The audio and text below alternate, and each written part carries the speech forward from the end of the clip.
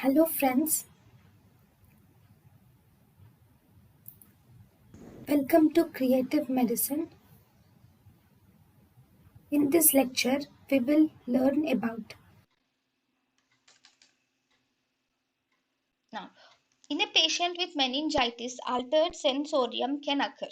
So, what are the causes of altered sensorium in a patient on treatment with meningitis?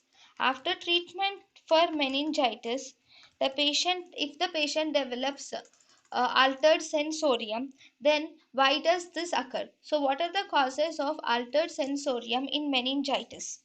In meningitis, altered sensorium can occur due to hyponatremia, which occurs due to syndrome of inappropriate antidiuretic hormone. In meningitis, the patient might develop this syndrome of inappropriate antidiuretic hormone, which results in hyponatremia, which can also result in altered sensorium. Then, altered sensorium can occur due to hydrocephalus also, or it can occur due to end arteritis, or it can occur due to brain infarction. If the patient has TB encephalopathy along with meningitis, then the patient develops altered sensorium. If the patient has hemorrhagic leukoencephalopathy, even then the patient develops altered sensorium. If the patient has ventriculopathy or arachnoiditis, then the patient might have altered sensorium. Or if the patient has any iatrogenic drug induced hepatitis, drug induced hepatitis, in all these conditions, if these are associated with meningitis, then there is altered sensorium is seen in meningitis. So if you see hyponatremia due to SIADH, hydrocephalus, end arteritis or brain infarction, tuberculosis encephalopathy, hemorrhagic leukoencephalopathy, ventriculopathy or arachnoiditis, iatrogenic drug induced hepatitis, all these are the causes of altered sensorium in a meningitis after treatment.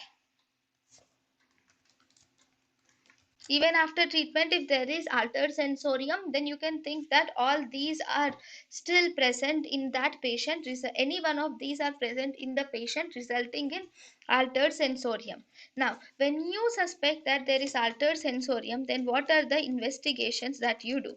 In such cases, you do an MRI, you will do a non contrast CT scan, and you will do a liver function test.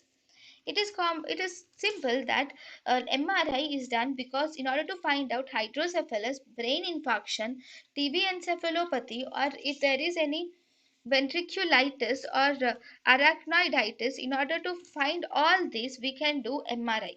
Non contrast CT scan is done to find out the hemorrhagic leukoencephalopathy, whereas the liver function tests are done to find out the iatrogenic drug induced hepatitis. So these are the main investigations which are done in this case.